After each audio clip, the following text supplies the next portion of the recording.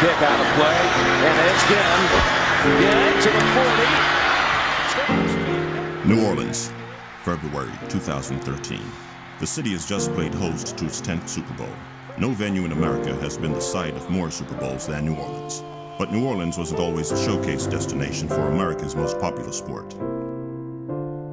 In January 1965, a similar big game is scheduled for the Crescent City, the American Football League All-Star Game.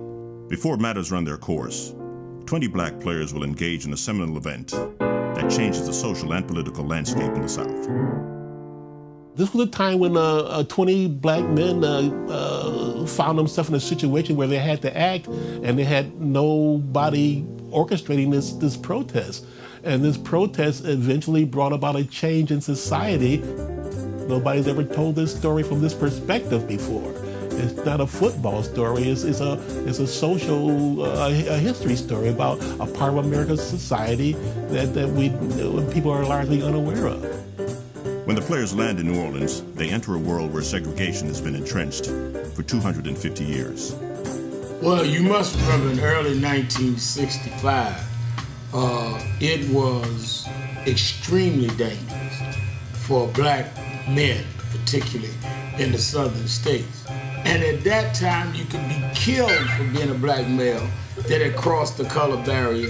It didn't matter who you were, because no one was going to prosecute you for killing a black man. Martin Luther King and Rosa Parks and all these people were celebrated for their stand in the civil rights era, and rightfully so. But, you know, Martin Luther King had the Southern Christian Leadership Congress behind him. Rosa Parks had the NAACP behind her.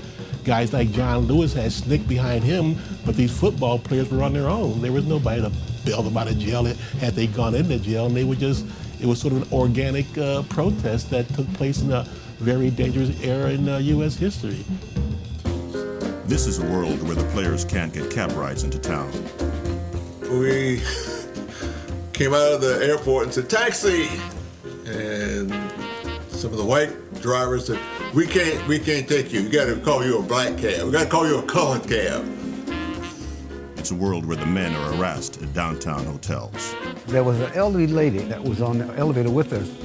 She must have been like, say, maybe 70 or 80. She had a kind of a serious look on her face.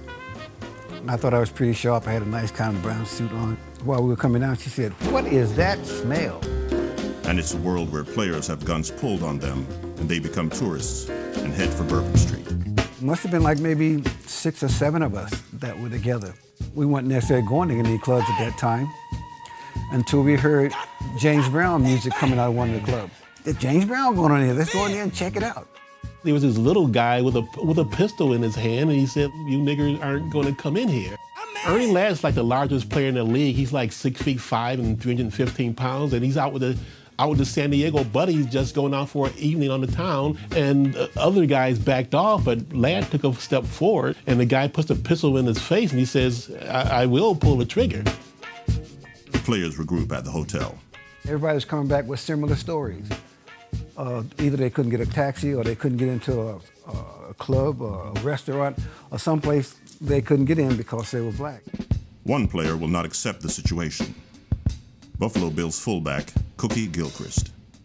Gilchrist, who has earned a reputation for being a rebel, calls a meeting of the black players to discuss leaving town. He was a character. Very, very hostile to certain things, like especially management and things like that, because he felt like that he was always being used. Cookie was one to never bite his tongue. You know, if there was something wrong, something was wrong. But the city is making a statement of its own. The city fathers plan for New Orleans to become the first town in the Deep South to have a pro franchise. And the All-Star Game will be their showcase presentation. It was the business community that was the one who put the All-Star Game on in the first place, and these guys were ruining their All-Star Game. That was the initial reaction. These guys are messing up our All-Star Game. No U.S. city has been successfully boycotted over a sporting event. And pro-segregation elements are at the ready to uphold their so-called way of life.